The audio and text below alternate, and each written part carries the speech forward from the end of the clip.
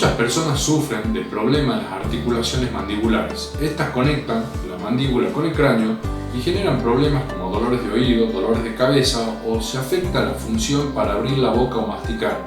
Estos dolores y problemas pueden ser contenidos y tratados con procedimientos que no son invasivos y sin necesidad de uso de una placa de relajación.